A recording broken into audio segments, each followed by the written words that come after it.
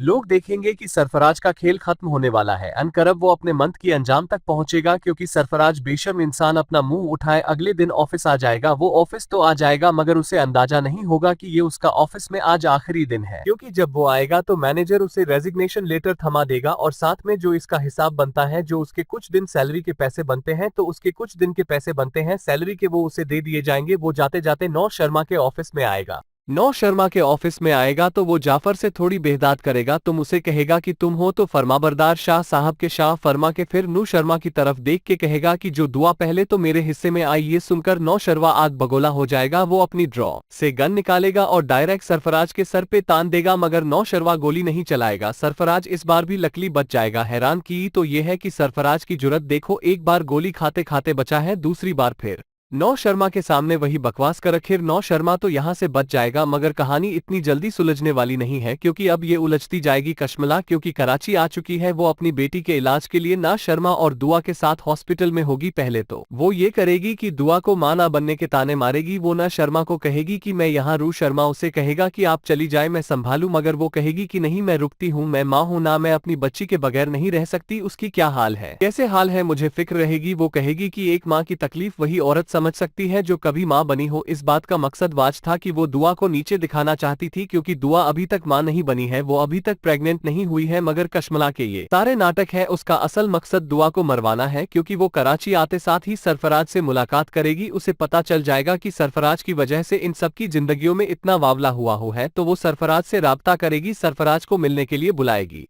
सरफराज को अपनी गाड़ी में बिठाएगी। सरफराज से कहेगी कि अगर तुम दुआ को मेरे रास्ते से हटा दो तो मैं तुम्हें मुंह मांगी रकम दूंगी। तो सरफराज कहेगा कि आखिर तुम हो कौन, आखिर तुम हो कौन जो नौ शर्मा की जिंदगी से दुआ को निकालना चाहती हो। दुआ को जानती हो, मुझे जानती हो। तो कश्मला कहेगी कि मैं नौ शर्मा गजनवी की पहली बीवी हूं। ये सुनकर सरफराज चौंक जाएगा। सरफराज को तो मजा आ जाएगा कि उसके साथ साजिशें करने के लिए बकौर औरत भी शामिल हो चुकी, जो बहुत ताकतवर है, जिसके पास बेशुमार पैसा है। मगर मैं आपको बता दूं कि सरफराज और कश्मला कभी भी अपनी साजिशों में नाकाम नहीं हो। इस ड्रामे में सच की जीत होगी, इस ड्रामे में हक की जीत होगी, क्योंकि जान निसार की शूटिंग के दौरान जो आखिरी एपिसोड के कुछ क्लिप्स वायरल हुए हैं, उसमें हम देख सकते हैं कि सरफराज का हाल बुरा है। जाफर उसे ना शर्मा के सामने पेश कर रहा है और कश्मला भी वहां खड़ी नो शर्मा से माफिया मांग रही है। तो इस बात से मंजरवाज है कि कश्मला और सरफराज जितनी भी साजिशें कर ले, वो दुआ और ना शर्मा को कभी अलग नहीं पाएंगे। वो उन्हें किसी किस्म का भी कोई भी नुकसान नहीं पहुंचा पाएंगे। दोस्तों, ये ड्रामा अब तो बहुत ही ज्यादा इंटरेस्टिंग हो चुका है। इस ड्रामे की व्यूअरशिप भी दिन ब दिन बढ़ती जा रही है, मगर इस ड्रामे में कुछ ना कुछ छोटी छोटी गलतियां हैं। मगर क्या करें, आखिर